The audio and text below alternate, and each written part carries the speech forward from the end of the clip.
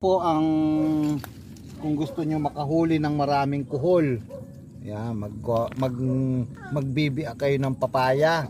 Yan, ito po wala pang isang oras, ganito na kadami ang makukuha nyo. Yan, ang dami oh. Ang dami.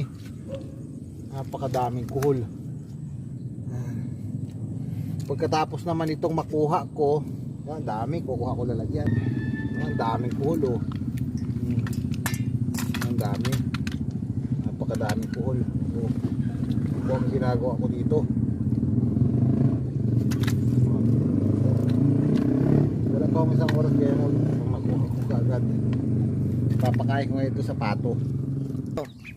Hindi na kayo gagastos sa pakain sa inyong itik. Ito na ang pakain sa kanila.